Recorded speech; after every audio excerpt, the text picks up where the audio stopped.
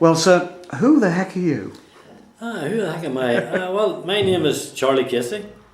I'm 63 years of age, born in January 1948. Local man, born and reared, as they say, in Newry, in a place called Lindenhall Square. I'm one of 4 boys. I'm the baby in the house.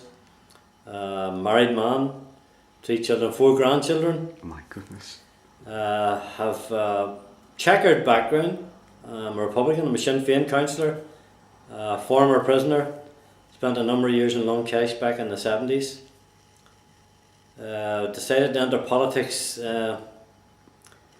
became a community activist in the early 80s, took a really active interest in politics in the 90s, became elected in 2001, getting into now my 11th year basically. Just come out the back of another election now in the last couple of months. Did really well. My majority has increased. I actually topped the poll in Newry City.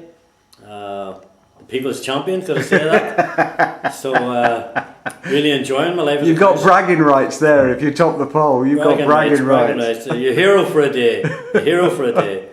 I'm a hard-working councillor. I respect diversity. I work for all of the people. Not just some of the people, all of the people. My mobile phone is never switched off. I work 7 days a week. People are never turned away from my door. I bend over backwards to accommodate them, whatever their concern might be. Should be housing, welfare rights, you name it, across the board. I'll give it a go. I'm like a terrier. Well, Mr. Mayor, I've just turned up on your doorstep and you've accommodated me. I'd like to thank you for that. In front of everybody. I really appreciate it. And I met a number of Lord Mayors and I know how hard that they work. I know how much they love their city. So come on, tell me, what's the best thing about your city? Well, we're a population of about 30,000. We're a very old city. We can trace our lineage back to St. Patrick. St. Patrick planted a tree at the head of the Strand, as they call it. And the Irish translation of that is Ur Contra, which winds down to Newry. We have a number of fantastic iconic buildings.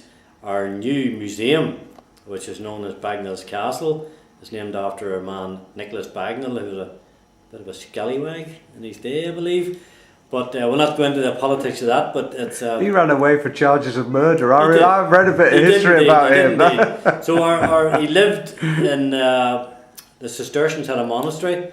After they moved out, he moved in, and his home was discovered in the last 20 odd years, buried up in an old bakery, and renovated and funded by the lottery. Thank you very much to the National Lottery. They donated the $1.5 million, led us to build one of the best museums in the north at the moment. We're 5th in the list of footfall. We have something like 93,000 visitors.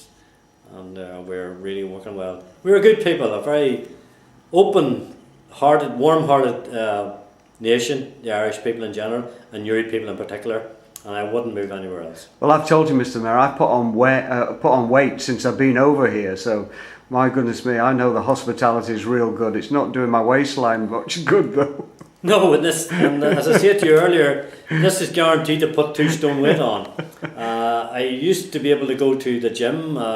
I used to go to the gym 3 days a week. I haven't been at the gym now in over a year, but I do intend to make a return to it. As a matter of fact, I couldn't lift a mouse off its knees now at the moment, and I can feel my waistline spreading as we speak. I bet you're only saying that because your wife might be looking at this.